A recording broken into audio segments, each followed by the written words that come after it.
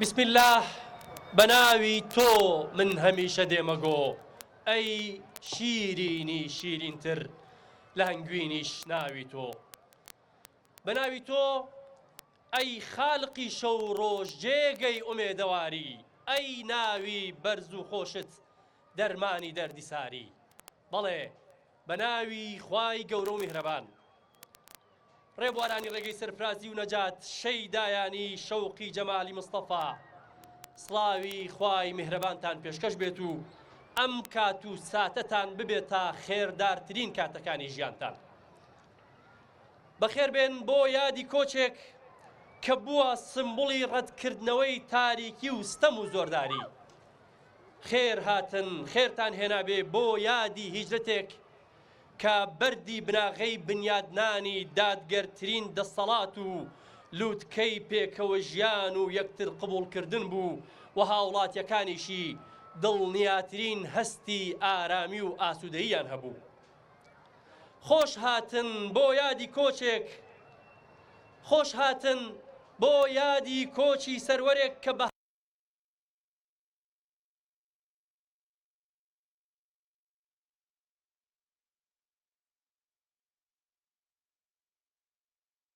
کردا قەڵەمی نووسینی نەخشە ڕێگەکەی و نور بوو بۆ شوێن کەوتوانی و ڕەحمەت بوو بۆ جیهانیان شەوە و خەڵوەتە و ماڵ بێ ئەغیارە یاران گشتجە من خوا خەبەردارە ئەم شەو هەمومان گیانمان دەکەینە چاو و چاو لە گەشتە مێژوویەکەی دوو یارەکەی غارەکەین مەگەر ئاوی حەیاتی دیتنی ئەو لە دڵ دەرکا هەناسەی زوڵمەتی شەو لەم یادەدا هەموو بوونمان دەکەینە زمان و دەبینە نەعەتخوانی وەسف و سەنای ئەو نازدارە ئەگەر چی وەک خادم دەڵێ غەرەز لەم وەسفانە عەرزێکە بۆ ئەحواڵی شێواوم چ محتاجی بەیانە ڕۆژی ڕەوشەن میهری ڕەخشانی لەم شەوی سەری ساڵەدا هەموو وجودمانەکەینە دڵ بە گوێی شنەوای دڵ گوێ بۆ گفتوگۆ شیرینەکەی چەند ڕۆژی کۆچی شیرین کەلام و سەدیقە عاشقەکەیەگرین بەڵێ ئەم شەو هەر سێلقەکانی هەڵەبجەی ڕێکخراوی قوتابیانی کوردستان لەقەکانی ڕێکخراوی گەشەپێدانی قوتابیانی کوردستان و پەیوەندی ئیسلامی کوردستان و لاوانی پەیوەندی ئیسلامی خوێندکاران و لاوانی کوردستان یادی هیجرەت و سەری ساڵی کۆچی بەرز ڕادەگرین و وەک دەستە برایەک گوڵی ئەو ئومێدەی کە مانگەکەی مەککە و سالارەکەی مەدینە چاندی لەو پەڕی زوڵم و بێ ئومێدیدا بە ئومێدێکەوە بە یاری غارەوە و یاری لەباری ڕێگەی هیوایان گرتە بەر ئەو گوڵاه بە سەوزی ئەهێڵینەوە و بەڵێنی پابەندی و شوێنکەوتویی ئەو پەیامە یەزدانیا دووپات دەکەینەوە پیرۆز بێت ساڵی نوێی کۆچی پیرۆز بێت سەری ساڵی 1444 کۆچی بەڕێزان سەرەتای ئاهەنگەکەشمان با هەر بە بسم الله الرحمن الرحیم دەست پێ بکەین چونکە تینووی ڕەحمەتین دڵ ئاگرینین ڕەحمەتێ با چەند ئاەتێک لە ئەعلا معجیزاتی ئەحمەدی کە لەلایەن بەڕێز مامۆستا باڵام بۆ کەریمەوە پێشکەشەکرێ بە فەرمێ ئاوی دڵمان بات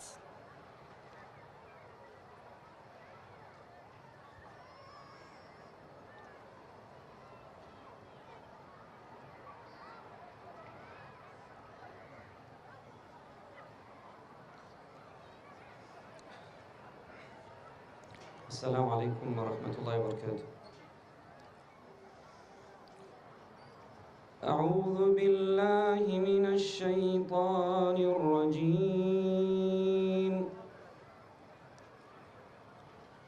بسم الله الرحمن الرحيم.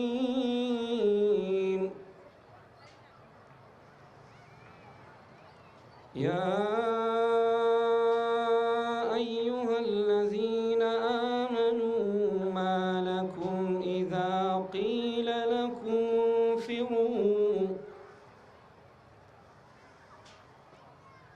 ما لكم إذا قيل لكم انفروا في سبيل الله اثاقلتم إلى الأرض أرضيتم بالحياة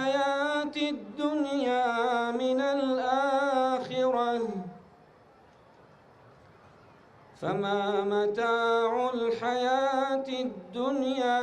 في الآخرة إلا قليل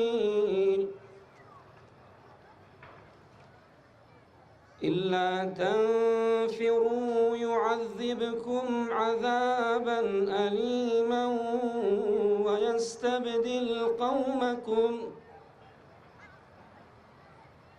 ويستبدل قوما غيركم ولا تضروه شيئا الله على كل شيء قدير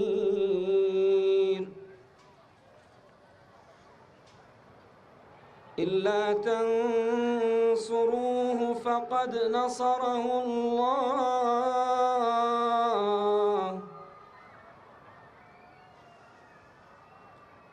إلا تنصروه فقد نصره الله إذ أخرجه الذين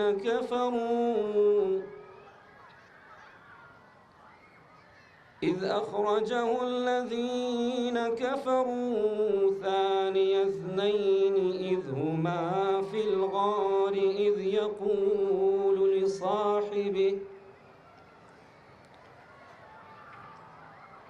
يقول لصاحبه لا تحزن إن الله معنا فأنزل الله سكينته عليه وأيده بجنود لم تروها وجعل كلمة الذين كفروا السفلى وكلمة الله هي العليا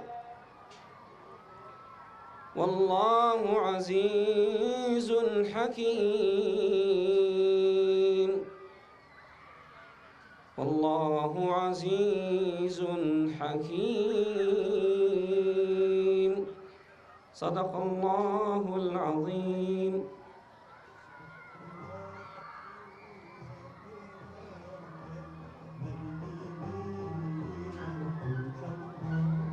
زۆر سپاس بۆ بەڕێز مامۆستا باڵەمبوو، خوای گەورە پاداشتی خێری بداتەوە. شەوی هیجرەت کە ئەعدا زۆری هێنا، مشتەخاکێ بوو، پیا چاندن دەبەنگ و کوێر و کەڕمان ئەو لەعینانە، وەکو خورشید و مەه پێی سەریان لێ هەڵبڕی تا غار، لە غارە سەیری کرد ئەعدا وەکو سێبەر لە سەریانە، بە یەک دوو عنکەبوت و کۆتری بێفام و بەستە زمان، شعور و فەهمی گۆڕی لەو سەگ و ئیبلیس و دێوانە. بەهەشتی داخڵی یەثریب دەبێ تووبا لە بۆ ئەنسار، بە کوفارانی مەککە تا ئەبەد یا وەی لە نامانە. ئەگەر ئەم هیجرەتە نەبوایە دین ئەو شەوکەتەی کەی بوو، کە هەر کەس تێ بگا بەم دینە نەسخی جوملە ئەدیانە. لە فەیضی هیجرەتە ئەسحابی بەدر ئەم شەو هیلالێ بوون، سبەی هەر یەک بووە بەدرێکی کامڵ ئەو هیلالانە. چه هیجرەت شەهدی وەصڵ ئارامی جانە بۆ هەواخواهان، چه هیجرەت بۆ عەدوو تەعزیبی ڕۆح و زەهری هیجرانە.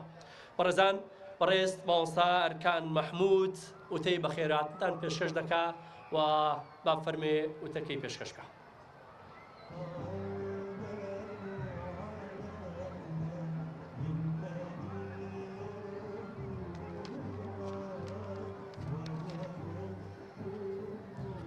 بەناوی خوای گەورە و میرەبان، ئامادەبوانی بەڕێز نوێنەرانی لایەنە ئیداری و حیزبیەکان، حاجیانی ماڵی خوا، زانایان و مامۆستایان و سەرجەم چین و توێژەکانی پارێزگای هەڵەبجە، بەناوی ڕێکخراوی گەشەپێدانی قوتابیانی کوردستان و پەیوەندی ئیسلامی خوێندکاران و لاوانی کوردستان و ڕێکخراوی قوتابیانی کوردستانەوە بەخێراتنتان دەکەین، یاخوا بەخێر بێن سەر چاومان. بە ئامادەبوونتان ئاهەنگەکەتان ڕازاوەتر کرد. بەڕێزان، پێشوازیکردنمان لە ساڵی 1444 کۆچی یادی کۆچی خۆشەویست و سەربەروان صلی الله عليه وسلم و هاوڵە بەڕێزەکانیمان بەبیردێنێتەوە لەو کاتەی ستەم و تاریکی باڵی کێشابوو بەسەر زەویدا و خەڵکی لە گومڕاییەکی قوڵدا دەژیان تا پەروەردگارمان بە ڕەحمەتی خۆی پاکترین و کامڵترین نەوەی ئادەمی هەڵبژارد کە ببێتە پێغەمبەر و ڕەحمەتی و ئاشتی و دادگەری بهێنێ بۆ مرۆڤایەتی و لە ستەم و کۆیلایەتی دار و بەرد و مرۆڤەکان دەریان بهێنێ. ئەویش دوای 13 ساڵ بانگەواز و ئارامگرتن لەژێر سزای سەختی بێباوەڕان لەگەڵ ئەو دەستە هاوڵەی کە بەدەستی خۆی پەروەردەی کردبوون کۆچیان بۆ مەدینە کرد و یەکەم دەوڵەتی مەدەنیان دامەزراند و یەکەم دەستوریان نووسیەوە و لەوێەوە نوری ئیمانیان بەسەر زەوی بڵاو کردەوە. ئێمەش لە هەر سێ ڕێکخراو ئەمانەوێ یادی ئەو مێژوە پڕسەروەریە بەرزڕا بگرین و بەگوێینەوەی نوێدا بدەین تا بتوانین لە ناو تاریکی و جەهالەتی نوێ دووبارە باسی کۆچ بکەینەوە. کۆچی ئەم جارە لە تاریکی جەهالەتەوە بۆ ڕووناکی ئیسلام و لە تاوانەوە بۆ چاکە بێت. وەویستمان بە خێرهاتنەوە و ڕێزلێنانێکمان هەبێ بۆ خۆشەویستان و حاجیانی ماڵی خوا کە نوێنەرایەتی دەڤەری هەڵەبجە و هەورامان و شارە زوریان کردووە لە گەورەترین کۆبوونەوەی مسلمانان کە لە مەراسیمی حەجدا دەکرێت و بەرزڕاگرتنی ئەو شەعیرە پیرۆزەیە کە یەکێکە لە پێنجپایەکەی ئیسلام. وەسەلام عەلەیکم وەڕەحمەت الله.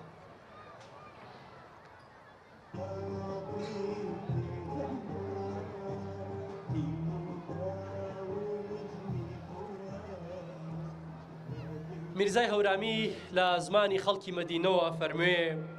ئەی ئاغەکەی دنیا و دین بەخێر بێی بۆ مەدینە، گیان و ئەولاد و ماڵم قوربان شێوەی شیرینە، لە کێوی سەنیاتی الوداع مانگی مەکەم لێ هەڵات، ئەی شاسواری میعراج ئەی شافعی عەرەسات، پێغەمبەری شیرینی بۆ ئوممەتمان ئەمینی، سەرگەورەی هەردوو عالەم پێشەوای سەرزەمینی، چاومان خاکی بەرپێتە نەفامان قینیان لێتە، ژن و پیاوی مەدینە قوربان ئەو نورەی پێتە، دەنگی خوات هاورد بۆمان ئەی فەخری ئاخر زەمان، جئتە بالئەمری المطاع تۆ بووی تەمایەی ئیمان،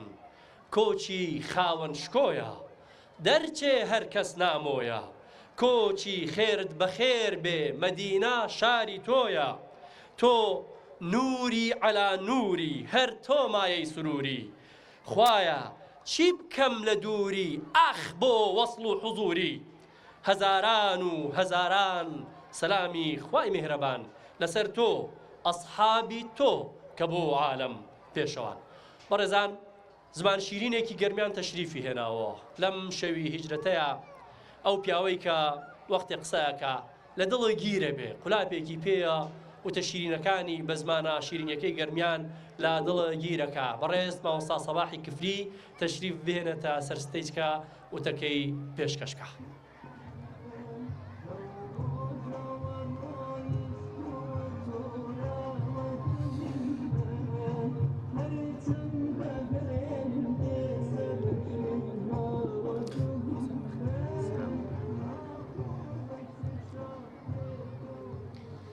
السلام عليكم ورحمة الله وبركاته. الحمد لله الذي لا ينسى من ذكره ولا يكل من توكل عليه. الحمد لله الذي جعلنا من أمة محمد عليه الصلاة والسلام، وجعلنا بفضله ومنته من أمة القرآن تلاوة واستماعا وتدبرا. والصلاة والسلام على رسول الهدى محمد عليه أفضل الصلاة وأتم التسليم. يا أيها الذين آمنوا اتقوا الله حق تقاته ولا تموتن إلا وأنتم مسلمون. خوي گەورە ئەم ئاهەنگەمان لێ پیرۆزکە و مبارەکی خۆی بڕێژێ بەسەرمان لەم کاتانە کە عەرەبەڵێ غارەت النجوم وسكنت الجفون وهدأت القلوب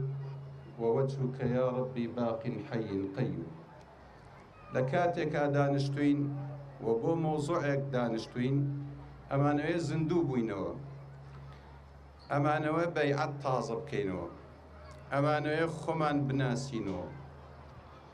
ئەمانەوێ لە وێڵی دەرچین، ئەمانەوێ باسی قسەیەک بکەین مەککەی تایە، باسی حەدەسێک بکەین مەدینەی تایە، باسی حەدەثێک بکەین سوراقەی تایە، ماڵی ئەبوو بەکری نازداری تایە ڕضوان الله عەلەیهیم ئەجمەعین. ئەمانەوێ باستی پشتێنە جوانەکەی ئەسمائی کچی ئەبوو بەکر بکەین، ئەمانەوێ باسی چاوە جوانەکەی دایکی ماداران بکەین کە چاو ئەبڕێتە فرمێسکی باوکی وەو تەشرینەکانی پێغەمبەری خوا صلی الله علیه وسلم.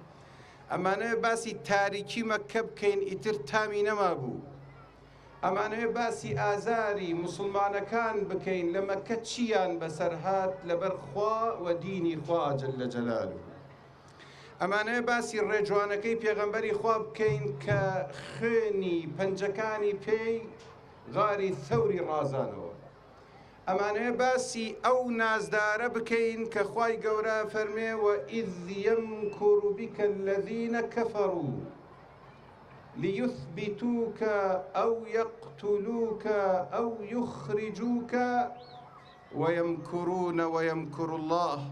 وَاللَّهُ خَيْرُ الْمَاكِرِينَ. ئەمانەیە باسی دارنوەدە بکەین ئیستیشاریەتی کوفری ئەو سەردەمە، ئەمانەیە باسی ئیبلیس بکەین بە شێوەی شەیخی نەجدی لە مەجلسەکە دانیشتووە، ئەمانەیە باسی دڕندی ئەبوو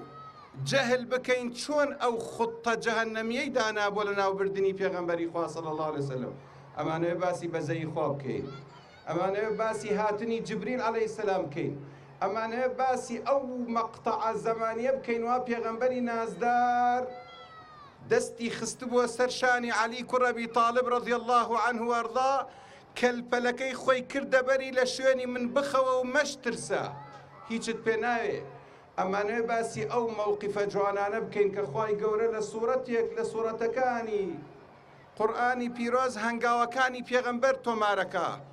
چۆن هەنگاو ئەنا. ئەمانەیە باسی کۆچ بکەین خۆشەویستان. کۆچ هیجرەت العام الهیجری گەورەترین ڕووداوە لەسەر کوڕەی ئەرضی ڕووی داوە کە مەدینەی ئیسلام و مەدینەی پێغەمبەری خوا دروست کرابی. هیجرەت یعنی تەرک واتە جێهێشتن، تەرککردنی شت معنای هیجرەت ئەگەیەنێ. هیجرەت یعنی جوولانەوە عولەماڵێن، یعنی ئینسانی موسڵمان ناوەستێ بێتاقەت نابێ، ئینسانی موسڵمان بێئومێد نابێ. ئەگەر ئەم ئاەتەتان بۆ خوێنم وەکو ئەو مەقتەعەی کە لە قورئان هاتووە سەیری بکەن بزانن خوای گەورە چۆن وەصفی پێغەمبەری خواکە عەلەیهی سەڵات وەسەلام و چۆن ئامۆژگاریشمانەکە. ئەفەرمێ يا أيها الذين آمنوا. معلومة خطاب بۆ کێیە؟ معلومە خوا لە کێ داوای شتەکە، لە داوای نەوعی ئەم مەجلیساناکە. وشەی یا ئەیوهە الناس بەکار نایەنێ کە بۆ مطلق و عامە. وشەی یا ئەیوهە الەذینە ئامەنوو باسەکە خوا ئەو کەسانەی باس ئەکەن کە ئیمانیان هەیە، ئیمانیان هەیە بە قورئان، ئیمانیان هەیە بە پێغەمبەری خوا عەلەیهی سەڵات وەسەلام و ڕوسولەکان، و ئیمانیان بەخوا بە ئاخرەت هەیە. يا أيها الذين آمنوا بلى إخوان ما لكم چیتانە ئەوە إذا قيل لكم انفروا في سبيل الله. چییە ئەگەر پێتان بڵێن بکەونە ڕێ لە پێناوی خوا؟ اثاقلتم إلى الأرض. خۆتان لکان بە دنیاوە، خۆتان لکان بە تیجارەتۆ، خۆتان لکانە ئافرەت و کوڕی جوان و کچی جوان، خۆتان لکانە فەساد لە عەقیدەی دنیای بۆگەنی ئەمڕۆ. ما لكم إذا قيل لكم انفروا في سبيل الله أم دردقر تاني چية دردكا اثاقلتم إلى الأرض خوايا أم دردي إمناوي چية أرضيتم بالحياة الدنيا من الآخرة رازيبون بم حياتي أم دنيايا لبري أم آخرتا أم حياة ورقرن لباتيوي آخرة ورقرن أرضيتم بالحياة الدنيا رازين بم دنيا نزمة أويك خوايا خوي درستي كردو الدنيا وآخرة خويا زانية چي نزمة وچي برزة أرضيتم بالحياة الدنيا والله دردي مسلمانان أمروما بالحياة الدنيا من الآخرة سيجواب كان لا يخوى خوش ويستان فما متاع الحياة الدنيا في الآخرة إلا قليل أجر دوار وجبين بوت أندرك الدنيا إن لبثتم إلا ساعة من النهار والله وكو يك ساعاتي روشتان بو دياري بي أو كاتا تشاود ببيغمبري شيرين أكوي عليه الصلاة والسلام بود دركوي أم دنيايا بيت قربان لوجوانكي بيغمبري خواه صلى الله عليه وسلم كواني وآزاري أندا بيت قربان أو طلق جوانكي ولقل خورا شرك لبري قدانا بيت قربان أو نعلي بيك هتا شو سرغاري ثور هموي كد بو لت بو ببيبتي شو سرو بيغمبري خواه عليه الصلاة والسلام بيت قربان فرميسككي أبو بكر أو كاتوتي الصحبة يا رسول الله بيت قربان بشتوانكي دايك عبد الله كري زبيد أسمائي كتشي أبو بكر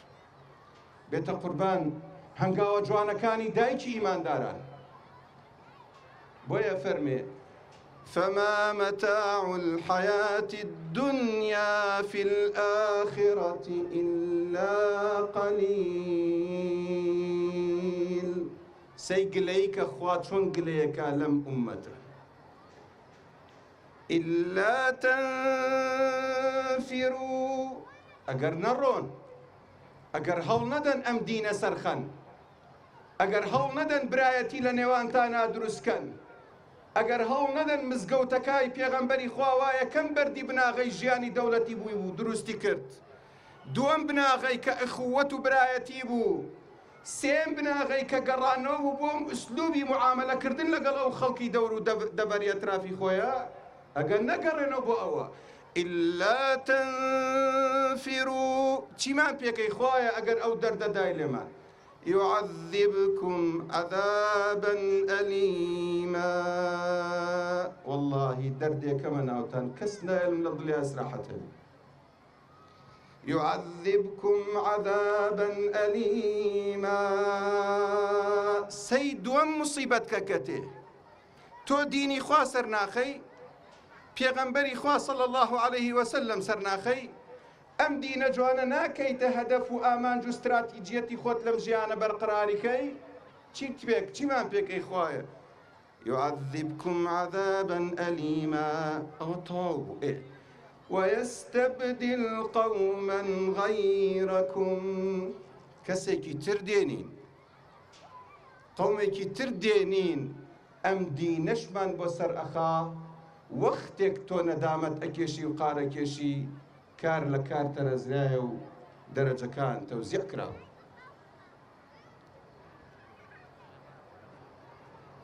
يستبدل قوما غيركم ولا تضروه شيئا والله على كل شيء قدير أولو جايك آيات باسكم بس شیم کردو ئەڕۆین بۆ ئاەتی دووەم باسی پێغەمبەرە لەسەر ئەشکەوتەکەی ثەور دانیشتووە ئەبێ سێ شەو لەو ئەشکەوتە بخەوێ پێغەمبەری خوا صلی الله عليه وسلم لەوێ چی ڕووی داوە سیرکەن إلا تنصروه ئەگەر سەری نەخەن ئێوە فقد نصره الله إذ أخرجه الذين كفروا كينا معنا ثاني اثنين خو وقتش لم ناوانا خلق بو بجي خو لأوروباش خلق بو بجي خو لمكش خلق جيا لمدينش خلق بو بجي لشرق يم عرزش خلق هبو بجي لغربي عرزكش هر خلق هبو بجي بلام خوي قورة بقوري خوي كاميري ربانية الرحمانية خوي خسوة سر أوش كوتي كبيغمبري تاعي شكم أما سر شاوي خيري أم سر عرزية أما الشفيعي أو خلقية لو دنيا أما يكمناري حق لا يتي بويا كاميرا كي خسوة سري باسي أو أشكو تمام بوكا باسي أبو بكر مان بوكا فقد نصره الله إذ أخرجه الذين كفروا ألير ورن لقل ما بزان شي ڕوویداوە پێغەمبەری خوا پێش ئەوەی بچێتە ناو غاری ثەورۆ بە چەند هەنگاوێک لەگەڵ ما بن ئەم دەم چاوە مبارەکەی خۆی بۆ تەشبیه باسێکەم من ئەوە ڕوویەکی کرد لە کەعبە بەس یەک دوعای کرد فەرمووی إنك أحب بلاد الله إلى الله هاي خۆشەویستترین شوێن بۆ لای خوا هاي ماڵە گەورەکەی خوای گەورەی مبارەک لای خوا لولا أن أهلك أم بعقلانە نەویایەن لولا أن أهلك أخرجوني منك ما خرجت ئەگاوان منیان ڕاو نەنایە و دەرمیان نەکردە من چۆن جێهێلم ئەمە بە فرمێسک و ڕۆشت سەیری جوابەکەی کەن لەکوێ هاتووەتەوە پێش ئەوەی پێ بخاتە ناو مەدینە پێغەمبەری خوا عەلەیهی سەڵات وسەلام لەکوێ جوابەکەی وەرگرت لە قەی مەککە دوعای کرد پێش ئەوەی پای بخاتە ناو مەدینە ئەم ئایەتەی بۆ دابەزی إن الذي فرض عليك القرآن لرادك إلى معاد سبحان الله بلا هجرتي پیغمبری خوا سورة يوسفی بۆ دابەزێ سورة يوسف لەناو بیرەکە خوا بە يوسف عليه السلام فرمو لتنبئنهم بأمرهم هذا وهم لا يشعرون كي جواب كي ورقد يوسف عليه السلام فلما دخلوا عليه قالوا يا أيها العزيز هاي باشا ملك مسنا وأهلنا الضر وجئنا ببضاعة مزجاة عين أسلوب چون خواهي قورا يوسف يسرخص توش سرخا وبيش هجرتي صورتي كهفشي ودا بزينه بو اوي بي بلا توش اخينا ناو كهف واش كوتيكو شون اصحاب الكهف من رزقار كردو سريان ما خص توش سر اخين ام دينش سركري والله لدمي منو بيقرن ولا دمي ما مصاب رزكانش معنا قسم بو خوايي كاست جوي لمانا قسم بو خوايي كاست شاوي لمانا قسم بو خوايي كأزاني لضل من است شي هيا ولا ضلي ايوش شي هيا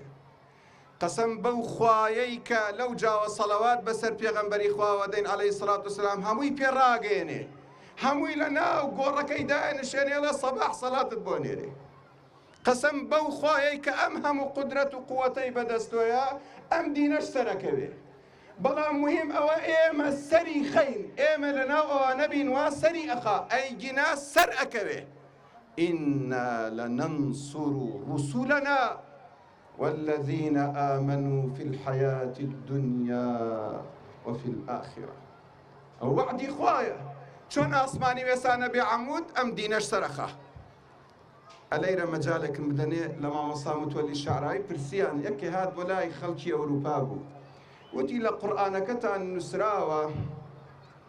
ولن يجعل الله للكافرين على المؤمنين سبيلا أما القرآن آياته خوي قورة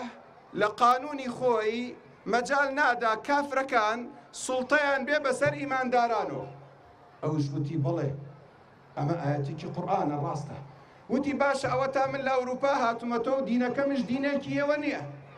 بەڵام هەرچی دەوڵەتە ئیسلامەکان هەیە هەمووی لە ژێر دەسەڵات و کێرفی ئێمە و دائیرەی ئێمەن. ئەی چۆن خۆوا ئەڵێ ئەی ئێوە بۆ ئەوتان وەسەر هاتووە؟ وتی کوڕی شیرینم ئاەتەکە جوان بخوێنە وەلەن یەجعل الله للكافرين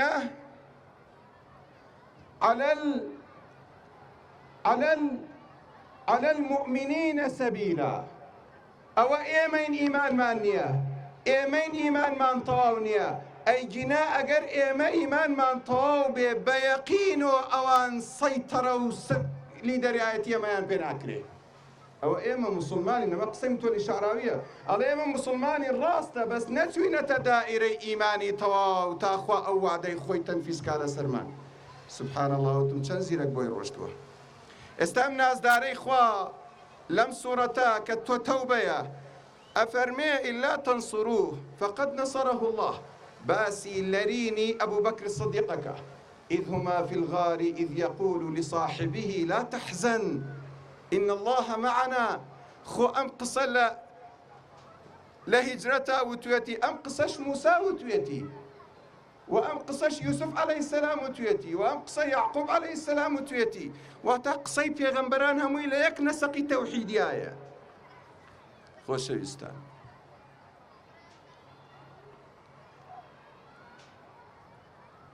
هجرة دو نوعة. أما قصي عزي كري عبد السلام هجرة للأوطان شار ولاطكان جيهلي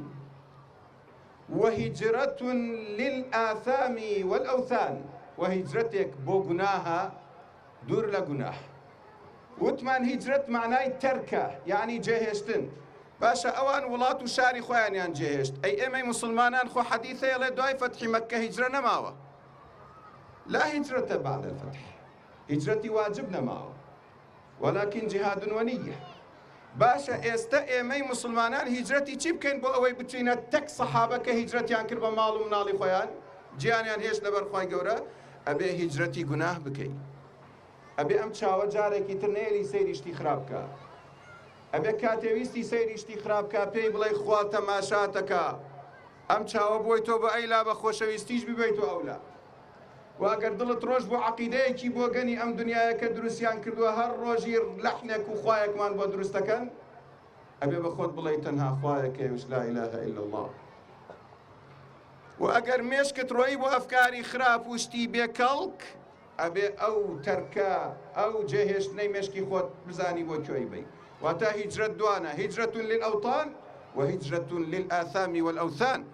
أبي إنسان إستا بيغنبري خوا فرمي مسلمان كي أزانن المسلم من سلم المسلمون من لسانه ويده والمهاجر من هاجر ما نهى الله عنه. نك هجري قرآن بكي هجري قناه بكي نك هجري فقه سيرة بكي بوغلن فقه سيرة بونهلن علم السيرة. أبي هجري سيرة نكي هجري كتابي الروم ونازانم أم ترهاتاني دنيا. إمامي عمر روجة إنجيلك بدستو أبو أي خينة هات خزمتي بيغنبري خواوتي وخريكي تشيت يا عمر وتي أما بخوانم بو أوي بطوانم جوابي نصراني كان بدا موكاتي السؤال مليكن خوام قصة زورة لنا وقنجة كان من زور گەنج تێ بەڵام ئەڵێ مامەسا خەریکی وڵام دانەوەی ئەو کەسانم وا ئەڵێن ئێمە ئەنجیل حەقە و تەورات حەقە. تۆ چی عیلاقەت لەم قەزیە هەیە؟ ئەگە علمت فێنیە چۆن چوویتەتە ناو ئەو سایت و فەیسبوک و شتانە؟ پێغەمبەری خوا فەرمووی یا عومەر والذي نفس محمد بيده قسم بەو خوایەی کە نەفسی محەممەدا بەدەستی ئەو عیسا عەلەیهی السەلام بێتە ئەم سەر عەرزە ناچێتە بەهەشت و تا نەڵێ ئەشهەدو ئەن لا إله إلا الله وأشهد أن محمدا رسول الله. بۆیە عیساش لە ئاخرۆش کە تێتۆ تەنها پێغەمبەرە حەجی نەکردووە لە قیامەتە کە دابەزێ حەجی خۆیەکە ئەچێتە سەر قەبری پێغەمبەری خوا صلی الله عليه وسلم سەلامی لێکە ئەو سەڵاتەی کە ئێمە ئەیکەین لە تەحیات سبحان الله لە دوای ئەوە خوا وەفاتی بەسەر قەرارەدا و عیساش دنیا جێهێنێ وا بێ بڕوا لێ بڵێ ئەشهەدو ئەن لا إله إلا الله وأشهد أن محمدا رسول الله. ئیتر احتیاج ناکە مسلمانان ئەمە تەرک نەکەن. أما بنسبة أوا هجرة جدونا على إمام ابن قيم هجرة إلى الله وهجرة إلى رسول الله عليه الصلاة والسلام. دو هجرة مانه هجرتك بلا إخوة بخوشويستي إخوة ترس لەخوا، ئەعتیماد لەسەر خوا، پشتبەستن بەخوا، دڵە ڕاوکێن نەبوون لەسەر وعدەکان و بەڵێنەکانی خوا و خوا ئامادەکردن بۆ لیقای خوا. ئەمە هیجرەتە. ئەی بۆ لای پێغەمبەری خوا صلی الله علیه وسلم بینینی هەنگاوەکانی بە خوێندن، ئیشکردن بە هەنگاوەکانی، دواکەوتنی پێغەمبەری خوا صلی الله علیه وسلم بە خۆشویستی. ئەتان بم بۆ مەدینە کاتێک پێغەمبەر دێتە ژوورۆ، ئێستا بزانن ئەوان چەندێ پێغەمبەریان خۆشگەرەک و ئێمەشە بێ بچینە ناو ئەو قاڵبەی ئەوان بۆ ئەوەی بچینە شوێنی ئەوان و لەگەڵ ئەوان نابین لە قیامەتە. ئێمە قەدەرن لەم عومرەی کە ئەمجا چوین لە فندقێک دانیشتین، سبحان الله سایقێک هات وتی ئەم فندقەی ئێوە ئەزانن لەکوێیە؟ وتمان نەوەڵڵا. وتی ئەم فندقەی ئێوە ئەم چوارڕێیانەیە ترەفیک لایتێکی لەسەر بوو. وتم بەڵێ. وتی وەختی خۆی ئەمە ناوی ثەنیەة الوداع بوو. وا مامۆساکان ئێستا خوێنایان طلع البدر علينا من ثەنیەة الوداع وجب الشكر علينا. وتی مامۆسا ئەم چوارڕێیانە ثەنیەة الوداع بوو.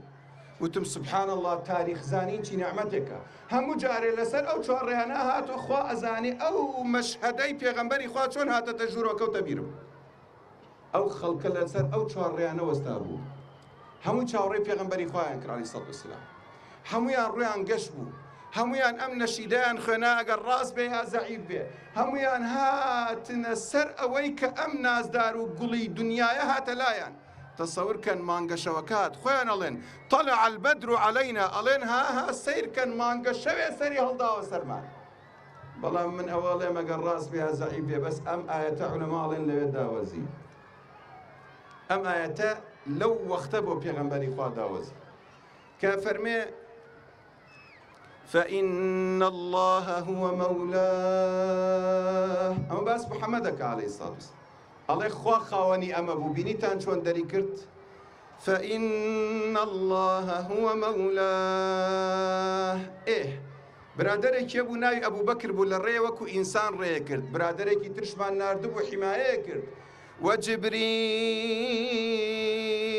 أميني وحي لقليا هنقاو ريك وصالح المؤمنين سير أم إيمان دارانا كتشون بيشوازي لبيغمبري خواكن عليه الصلاة والسلام. أي أيتر والملائكة بعد ذلك ظهير. أجر أبينن أو كاتي بيغمبري خوا صلى الله عليه وسلم هات أم بول ملائكانا چني سپاسي خوايانا كرد، چەندێ سەڵەواتیان بەسەر پێغەمبەری خواوەدا عەلەیهی سەڵاتو وەسەلام. فعازیزانی من، حەدەسە حەدەس گۆڕانکاریێکی عەجیب بوو لە دنیا هیجرەت. بۆیە خۆزگە مسلمانان دائیمەن لەگەڵ تەقویمە میلادیەکەی خانە کە سەیرەکەن تەقویمێکی هیجری هەبێ، بزانن ئێمە چی تاریخێکمان بووە، خاوەنی چی حەدەثێکین، خاوەنی چی مێژوویەکین، خاوەنی چی ئەسڵ و ئەساسێکی عەقیدەی و عیبادەتین. ئێمە پێغەمبەری شیرین خۆشەویستان چۆ ناو مەدینە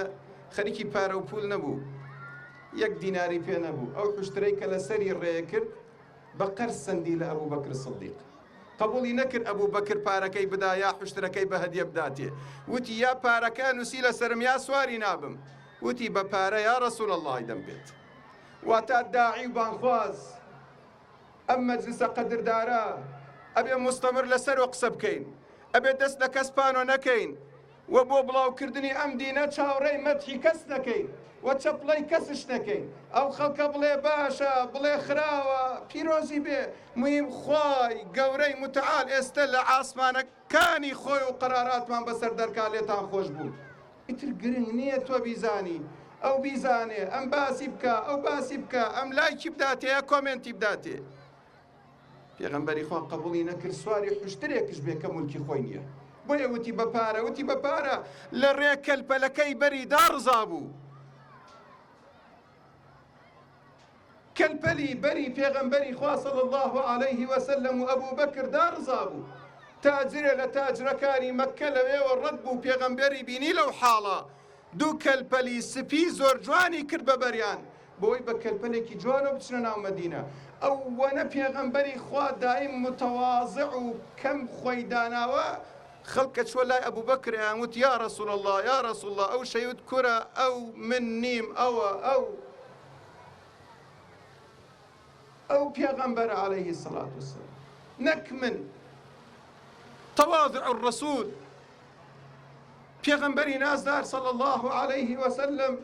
بە ئەبوو بەکر وتی چیت لە ماڵ جێلایە وتی هیچم جێ نەهێشتووە هیچ 6,000 دیرهەمی بووە هەر 6,000ەکەی لەگەڵ خۆیان هێناوە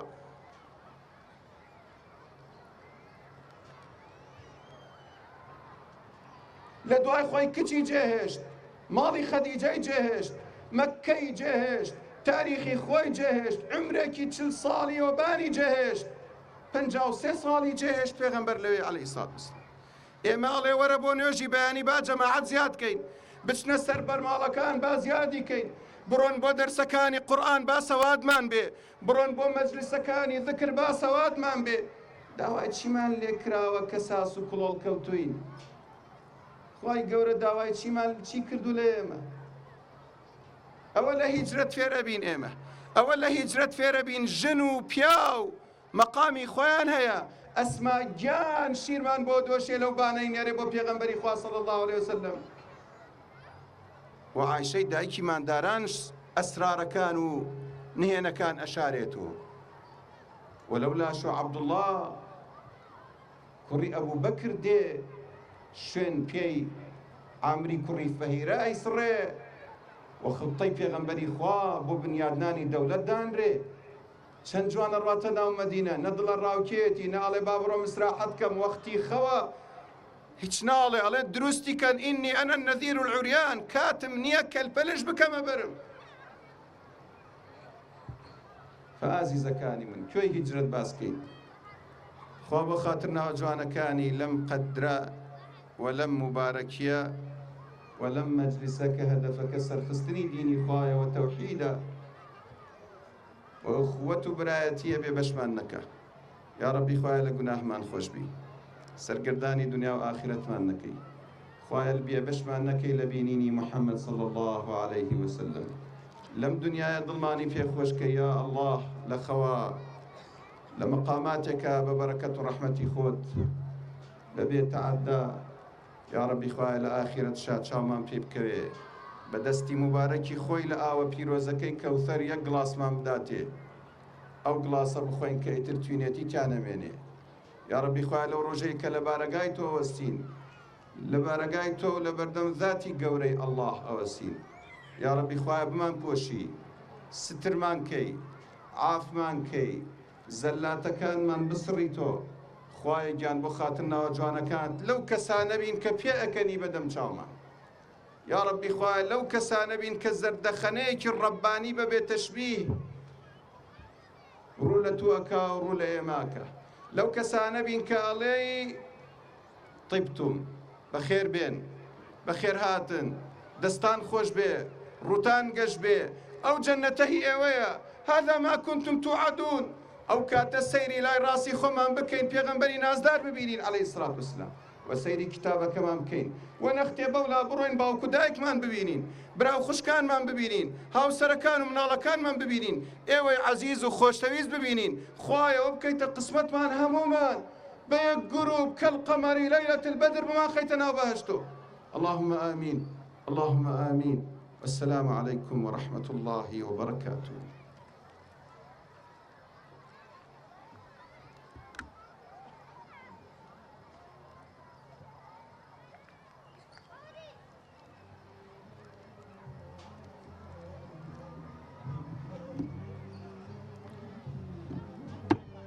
زۆر سوپاس بۆ بەڕێز مامۆستا سەباحی کفری خی گەورە جەزای بەخێری باتەوە بەڕێزان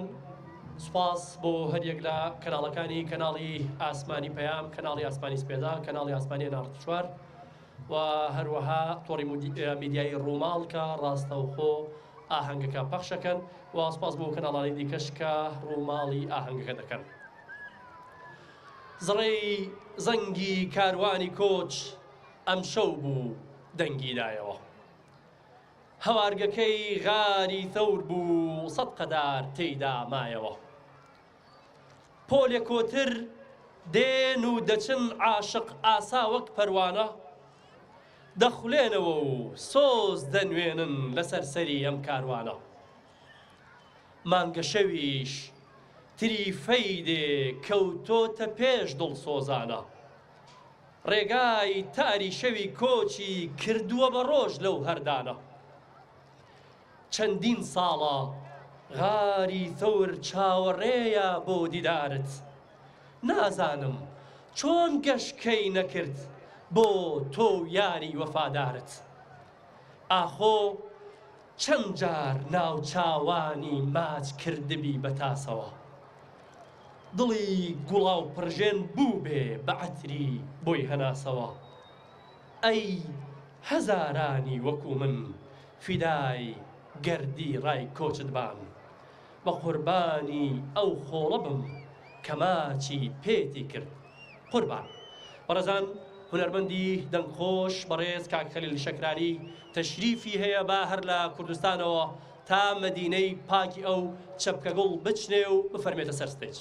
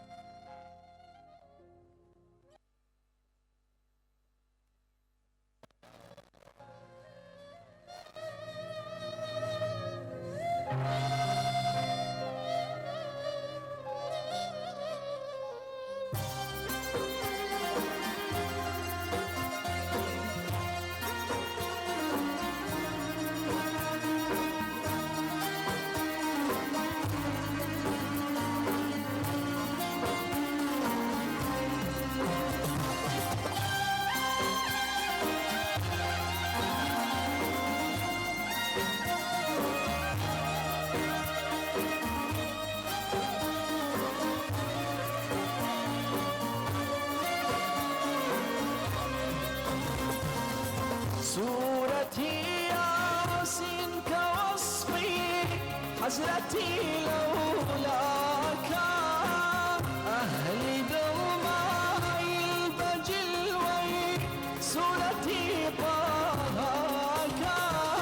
أهلي دوماي البجلوي صورتي طاهاك هلا تريد استانا مدينة باجتا تبقى القوة متسنبة دوما لو هتلاقيها غالبا يشتشيتو عزيزي فاق حبيبي خلف وشافع باي جزاء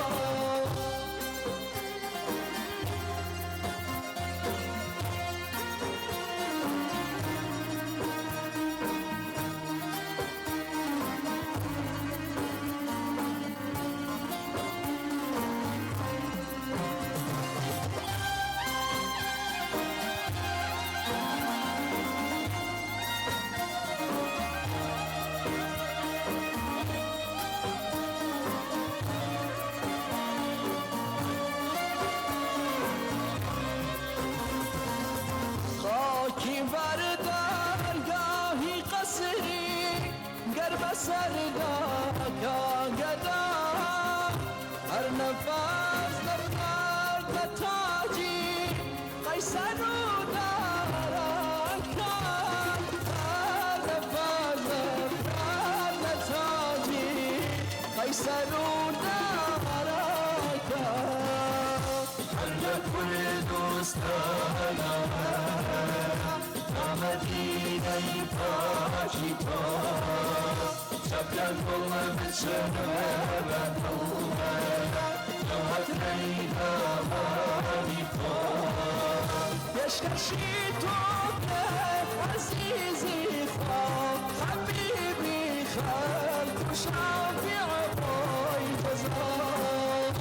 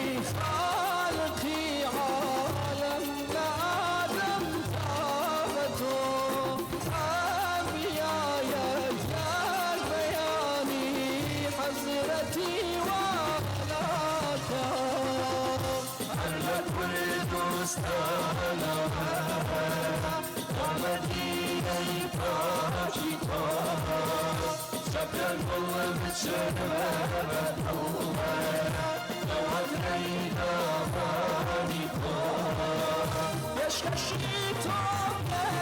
عزيزي خو حبيبي خالك وشافع ابوي تزار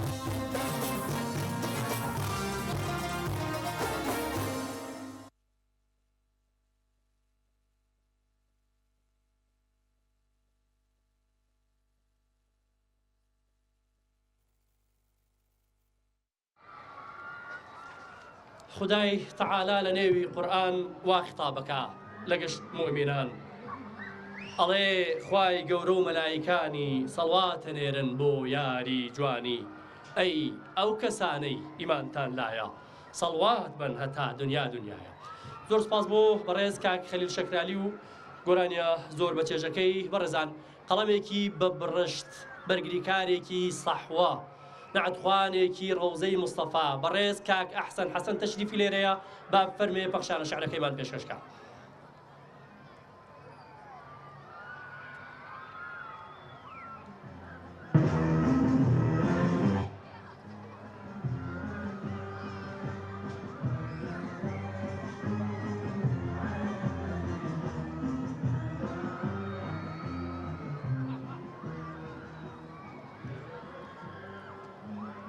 سڵاوی خواتان لێبێ ئامادەبانی بەڕێز ساڵی 1444 پیرۆز بێت. ئەم دەق و تێکستە ئەوینێکە بۆ هاوڵانی نازدار کە وەکو چرە نێرگزێک لە دەوری پێغەمبەری ئازیزا بوون.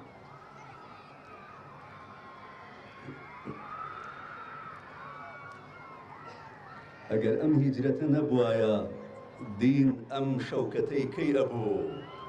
کار کەس تێبگا بەم دینە نەسخی جوملە ئەریانە. چه هیجرەت شەهدی وەسڵ ئارامی جانە بۆ هەواخواهان، چه هیجرەت بۆ ئەدوو تعزیبی ڕۆح و زەهری هیجرانە. ئەوینی هاوڵان سەرگەردانە ئەم دڵم ئەوینی ئێوەی تیانە بێ. قاچم لە ناو بیابانە و هێزی ڕێگەم لێ بڕاوە،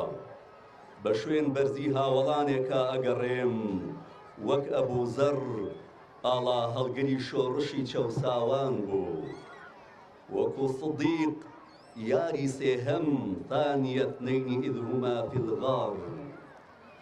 وەکو عومەر کە چەرخی ڕۆژگاری گۆڕی،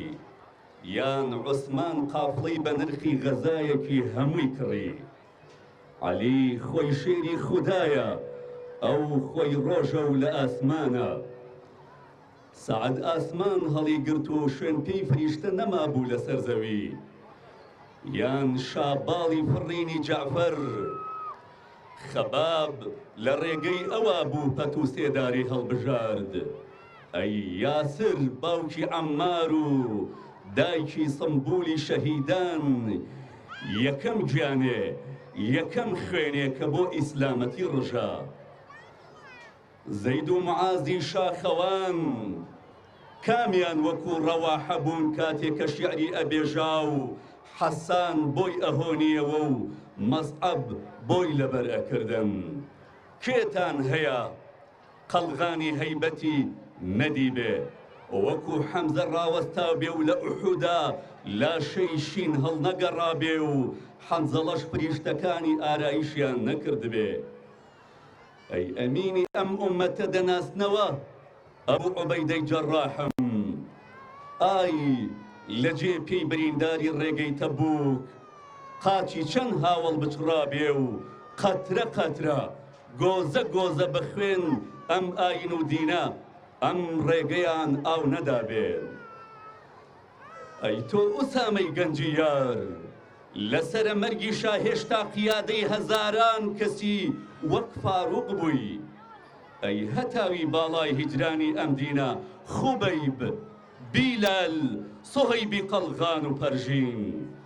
لەکوێ چونگەم ئەگاد بە ئەو ڕۆژەی کە عەباس هاواری بەیعەی ڕزوانی بوو. ئەی عەبدوڵای کوڕی عومەر چەند قەڵغان لە لاشەتا بوو بۆ ئەم دینە. ئیبن مەسعود تۆ سندوقی پارێزگاری دوو ڕوان بوویت، حوزەیفە ئای داخی بە جەرگی ئەو تیرەم کە گەردنی جوانی بڕی ئەی تۆ تەڵحە زوبەیر قەعقاع ئەبا جەندەل ئەبوو دووجانەی نازدارم سعدی عوبادەی سەرگەورە ئەنسار تۆ قەڵغان و تۆ قەڵاو قەڵغان و پێشڕەوی بووی کێ ئێستا لەم هیجرەتەدا ئەم هەناسانم لێ ئەکرێ و کێ دەست هەڵە بڕێ شاهید بێ ئێمە ئەوانمان خۆشەوێ تۆ سەیری کە بەژنی بەرزی ئەبوو دەردا ئەبوو هورەیرەی سینە شاد بۆنی ئەوەڵین بارانی دڵی زەوین عەمری کوڕی جەموح و ئەبوو دووجانەی بەرگ سوور کە لە ڕۆژی ئازادیدا تەوێڵی بوو بە ناسنامە سابت و سەوبان باخچە بوون خۆیان بۆنی شنە بابوون ئەی تەماشای باڵای بەرزی سەلمان بکەن ئاگری مەجووسی خامۆش کرد عەلائی کوڕی حەزرەمی و جولەی بیبی ناو شەپۆلەکانی دەریا توفەیلی کوڕی عەمری من ثابتی کوڕی قەیسی من حاریسەی کوڕی نەعمان و ئەبوو موسای ئەشعەری دیوان و دادگا ئەبوو بەسیر خۆی بەتەنها شۆڕشێ بوو ئەبوو ئەیوبی ئەنساری خۆقەت لە بیر ناچێتەوە کاتێک ئازیز هاتە ڕێی لە لای ئەو بوو گیرسایەوە ئەبوو قەتادە و عیمرانن لاشەی خەباتی ئەم دینە عەمری کوڕی عاس و عوکاشەی سەفی جیهاد و حەکیمی کوڕی حەزام و عەبدوڵای کوڕی سەلامن پەلکە زێڕینەی ئاسمانم محەممەدی کوڕی مەسلەمە هێزی بەرگری ئازیز بوو ئەم هەتاوانەی ئاسمان بوون لاسکی ئەم چڵە نێرگزانە ژیان و سەرزەویان بۆن خۆش کرد ئەوان پشت و پەنا و پەرژینی دەوری پێشەوا بوون ئەستێرەکانی سەروەری بوون بە خوێنیان بەهێز و گیان و ماڵیان بەهەشت و ئازادیان کڕی و قوڕیاندا بە دەمی خورافیات و لات و مەنات و عوزاکانە و کە لە بچەیان کردە گەردنی ئوبەیەکان و بۆ هەتا هەتایە هوبەل و وەد و یەغوسیان وەرد و خاش کرد سڵاو لە بۆنی لەو ڕۆژەی لێی ژیان و خەباتان کرد بۆ نەجاتی ئێمە لە دیلی و کۆیلەیەتی بۆ ژیانی ئازادی. وەسەلام عەلەیکم.